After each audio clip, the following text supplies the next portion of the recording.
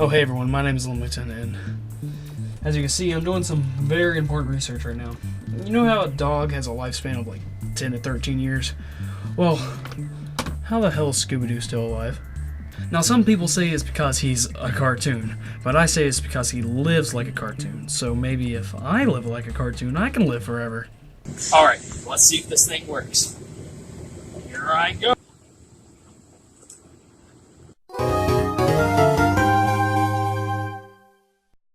Scooby-Doo. If you don't know what Scooby-Doo is, it's an American-made TV show created by Hanna-Barbera back in 1969, and it starred 4 teens and their talking dog going around places and solving mysteries. The show was just filled with cheesy humor and fun little gags, and I guess it made it so lovable that it became an instant hit. It even caused many spin-off shows throughout these past few decades, and while some is pretty cool and interesting, the others is just... Scooby. And while the Scooby-Doo formula is kind of bland at this point, it's no doubt that he's an iconic character and will live throughout many generations to come. On TV. Now when it comes to video games, he's kinda aware in that department because you never see anything about them. I wasn't even a big Scooby-Doo fan when I was little, and while I did play 3 or 4 of the games he had, I had no idea he had this many. I can't even count that high. But thanks to today's technologies and I can finally bring these Scooby-Doo games to light. Will they be any good? Doubt it. Will I regret doing this? Most likely. Will Velma come knocking at my door and asking me out? Hell no, what do I look like, Shaggy? Well, maybe I do got a shot. Let's start out with Scooby-Doo Maze Chase for the television, the first Scooby-Doo game in the market. And since I know this console's just the rage now these days, I see no point in bringing mine out. In this game, you play as Scooby, as most of these games will, and the goal is to catch all 3 ghosts in a maze while trying to avoid the skull. It's pretty simple, and I know it sounds like a boring game, but trust me, it's terrifying. Jesus, I think I just shat my pants. How about we see what the next game has in store? Scooby-Doo. That's it. Jeez, Scoob, you're looking a little rough there. You need to stop thinking about it, man. This was 5 years ago. It's time to let go.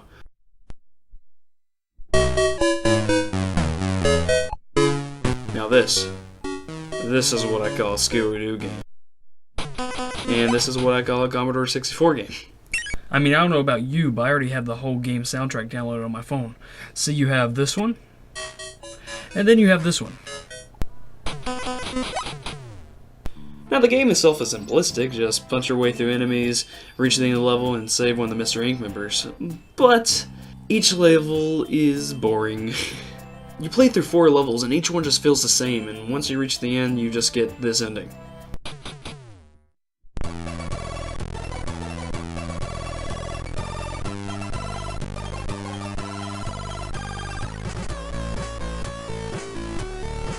Oh shit, I'm adding this to my playlist. Okay, let's check out the other Commodore 64 games, Scooby-Doo and Scrappy Doo. In this game, you play as the newest member, Scrappy, everyone's favorite character. The game is a lot like the last one, but it has a bit more polish since it came out like 5 years later. First and foremost, you have Scrappy's puppy power at the bottom. I don't know what it does, but Scrappy sure looks like he's enjoying it. Look at me with that smug look again, I dare you. And second, the game has some more iconic yet be it generic levels, for Scooby-Doo at least. You have a city, a graveyard, a what? You know what, I'll let Scrappy have that. He can skateboard in the air all he wants, but he'll never be a part of my favorite cartoon dog doodle book. So you have Scooby, reasonable, then you have Courage, a childhood favorite of mine, always liked him, and what the hell are you doing here? But yeah, overall the game is just okay. Now what these last 3 games lacked was that Scooby-Doo charm, so maybe these next 2 games can have that charm shine just a bit in Scooby-Doo Mystery for the Super Nintendo and Sega Genesis. And while they share the same name, they're completely different in presentation and gameplay. And trust me, this is going to be a trend for nearly every Scooby-Doo game after this. Let's start out with the SNES version, because what the fuck is a Sega Genocide? Now this game definitely starts out with high hopes, has the right music, the right writing, the right structure. But it gets old very quickly. There's only 4 mysteries throughout the whole game, and they all have you doing the same thing, looking for clues, showing them to Velma, and solving the mystery slowly, and then capturing the monster by collecting trap pieces. Another thing is that each mystery isn't too interesting either. The monsters consisted of a tar monster, a clown, a pirate, and Dracula. All monsters you would normally see at like a school Halloween party. Well, maybe not the tar monster. I don't know how the teachers react to that. Now, I do have to say, I never had too much trouble with these levels. They was all simple enough, but The carnival level, I don't know why, but the enemy placements and the stupid Scooby sniff you have to do to find certain clues just bug the crap out of me. And it caused me to die over and over. But thankfully God blessed me by glitching the game halfway through my playthrough, and I was able to do this. Now you can call it cheating, but I personally like calling it...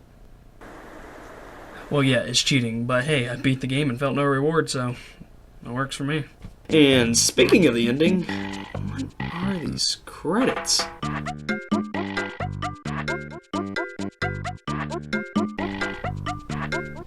I don't even know what I'm doing here. Alright, I think it's time to check out the Genesis counterpart. Unlike the SNES version, this game only has 2 mysteries instead of 4, and definitely unlike the SNES version, this game is a point-and-click adventure game, unlike a platformer. Now with that makes the gameplay a bit slower, so you have to think carefully for different puzzles and solutions, and it may take you a few hours. Hey look, a walkthrough. Okay, so yeah, I used a walkthrough on this one. See, I'm not that smart when it comes to these point-and-click games, so I used a guide for most of these situations. But hey, it was made in 1995. Who doesn't use a walkthrough for things like that? How does this thing work? Anyway, let's start out with the first mystery, Blake's Hotel. This mystery starts with this. And the gang going to Blake's Hotel to spend the weekend there. And just like any Scooby-Doo related thing, there's a monster. You can play as a hungry duo while they look for what else? Food. And just like any point-and-click game, there's stuff to click on.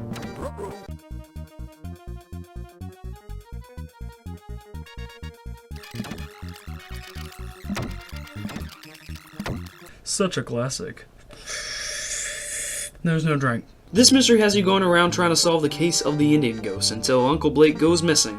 You spy on some definitely not the cook and gardener type people and use a note they tried getting rid of to find him. Shortly after that, you end up finding out there's a medallion that the monster wants, so you use him to lure him to this thing, and boom, the mystery is solved. It was the gardener and the cook? I can't believe it. Now, while I did use a walkthrough on this, I could still appreciate the creativity that went behind some of these puzzles. I feel like if I played this game as a kid, I would feel pretty damn smart. Keyword, feel pretty damn smart. And the dialogue, while nothing spectacular, still carried that Scooby-Doo feel, especially with the description Shaggy gives out. And all this carries on well with the next mystery, Ha Ha Carnival. I didn't think it was that funny, but oh well. The mystery starts off with this again, and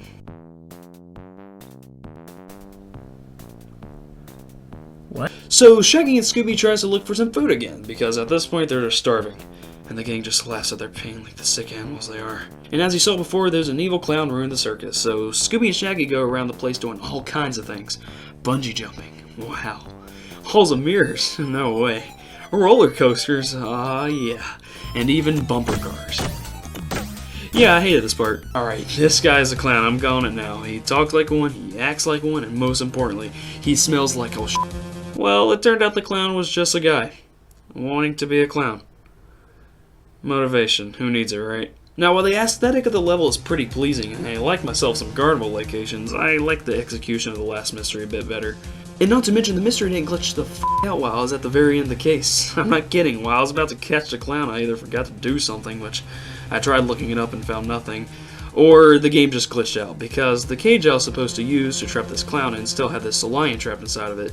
So I decided to use a passcode to get to the point of the level, hoping to bypass the glitch. And of course, this happens.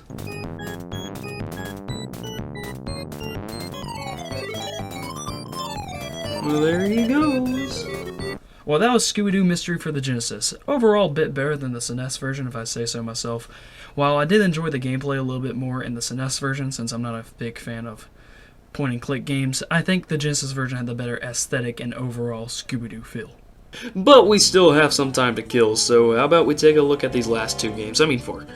Just like Mystery, the next 2 games also have their own counterparts. Classic Creep Capers for Nintendo 64 and Game Boy Color, and Scooby-Doo and the Cyber Chase for Game Boy Advance and PlayStation 1. And we might as well start with Classic Creep Capers on Nintendo 64, since it's the first 3D game in the Scooby-verse, and I like myself some nice polygons. Well, it's not fully 3D, seeing how it plays more like a Resident Evil game with its different camera angles, which I swear to God I can't control anything like this. But it also plays a lot like the previous game, Mystery for the SNES, where you go around looking for clues, setting up traps, and capturing the monsters. So we kind of have a Link to the Past Ocarina of Time situation here, where one game is basically the 3D version of the other, but with some unique changes. And listen, Ocarina of Time fans, it's a fun game and all, but it's basically Link to the Past. Oh shit, I better start loading up now.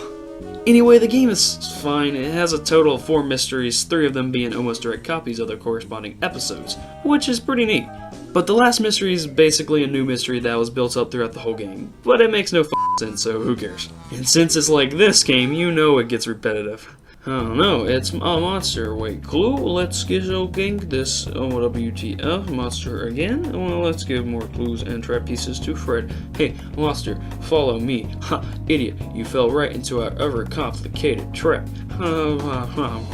It's really nothing special, and I was just ready for the game to be over with around halfway through. Because that's when I reached the 3rd mystery, and this place is way too open. It takes minutes to run from one place to another. Like, why? The last level was pretty cool though, and the monster was stupid, but the aesthetic was Scooby-Doo enough, and the puzzles was a nice change of pace. And also, it didn't take 30 minutes to get to one place to another, so that's a plus. Now this game does have that Scooby-Doo charm pretty well. It has the right music, the right sound effects, and the right structure, but overall, it's just not that fun of a game. Resident Evil for babies. 4 out of 10. So how about its Game Boy counterpart? Well, that's one way to avoid copyright. So unlike the Nintendo 64 version, this game only has one mystery, the mystery about Dr. Jekyll and Mr. Hyde. My favorite duo in Smash. This time around, you play as any of the gang members at certain times, with each one having their own special tasks, such as Velma being able to analyze symbols, or Fred being able to use his strength on certain things. The game is surprisingly like a point-and-click game, which is something you don't find too often in Game Boy games, and it actually works. Compared to Genesis Mystery, where it had too many options for different solutions, this game only has 3 choices to pick and interact with objects and people. Sight, touch, and talk. The game is pretty straightforward too, and it can easily be beaten in roughly an hour. And I gotta admit, the game isn't half bad for a Game Boy game. It has some pretty good graphics, some clever puzzles, and a good bit of trivial knowledge. You're saying that I can freeze my sausage and use it as a leg for a broken stool? Well, count me in. Yeah, I didn't think that through.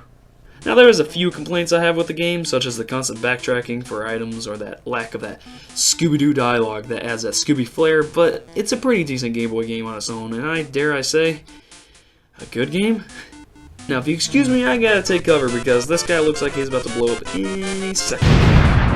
How about we check out our last pair for today, the Cyber Chase games. So far, all the games we've covered has been their own standalone games based off the old show back in 1969.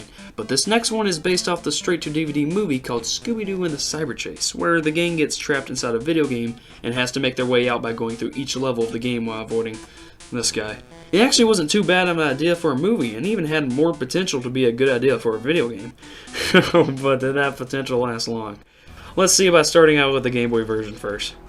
Alright, let's get this show on the road. Ouch. Also, fun fact, back in the Roman days, this dialogue stream was used as a method of torture. Now, I know what you must be thinking. Why did they do something so cruel? Well, my answer to that is, I don't know. This game has you playing as the whole gang once more, but instead of having each one with their own skill set, they each act more like a life, where if you fail in one mission, the member gets captured by the Phantom virus, and it continues until all 5 are captured and you get a game over. The game has 6 levels in total, 2 of them being vehicle levels and the other 4 being platforming levels, and oh boy, the platforming. I mean seriously, this game shouldn't be called a platformer, it should be called Oops, I Did It Again. Now the levels is fine in presentation and music, but the gameplay just ruins the whole experience. They're each based off a level in the movie too, which is cool, but the jungle level is where I started rethinking my life, so I guess it wasn't that cool. Okay, I'm on the last level and I just got all the magnets. Time to defeat the Phantom virus. And he's dead. Now it's time to reveal who the culprit is. And since I've seen the movie before, I think I already know who... Wait, what? Is this just a parallel universe where this guy being the bad guy doesn't exist? Okay, how about this guy?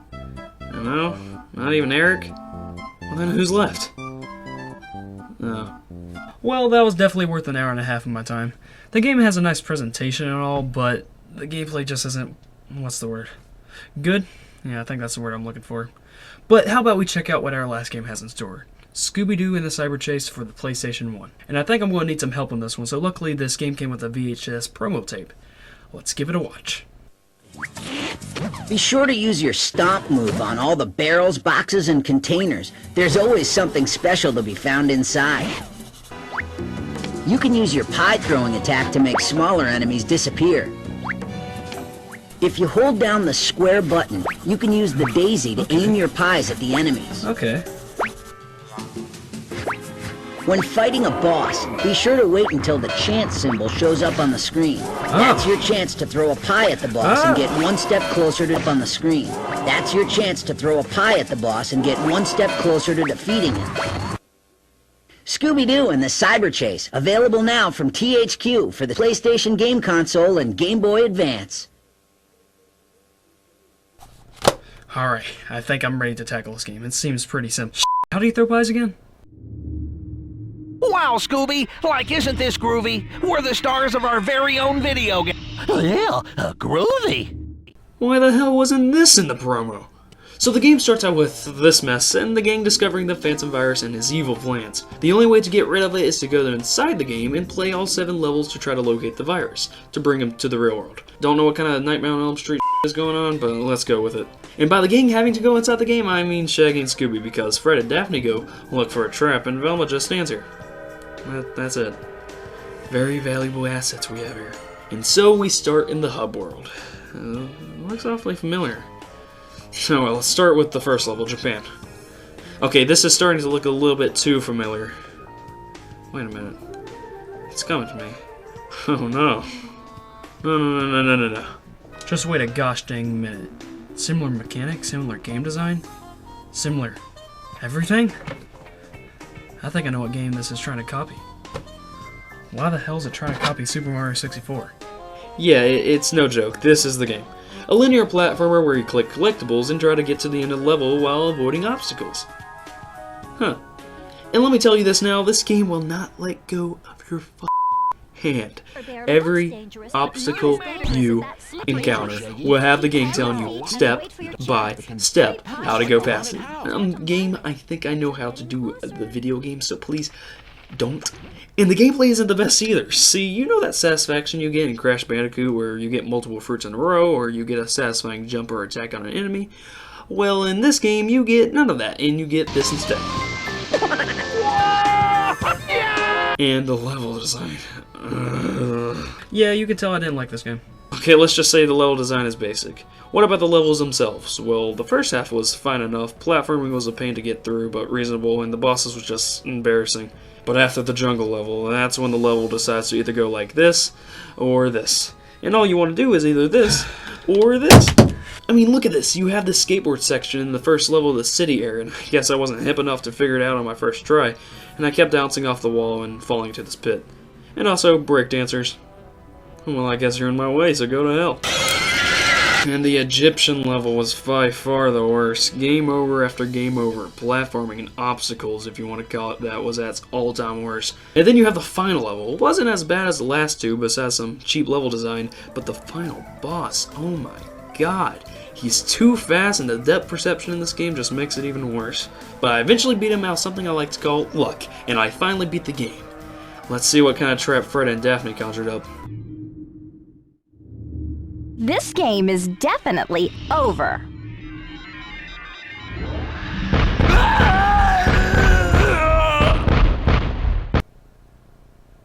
The wireless communication system. We looked all over the place for a trap, but we couldn't find anything that would work. And then I remembered that this system has virus protection software on it. Oh, it's just an antivirus software. Okay. Wait, what? Well, I think I need to cleanse myself after playing this mess of a game. So, next time we're going to go over some more promising games in the series. Some of them I remember being childhood classics, so that's going to be fun.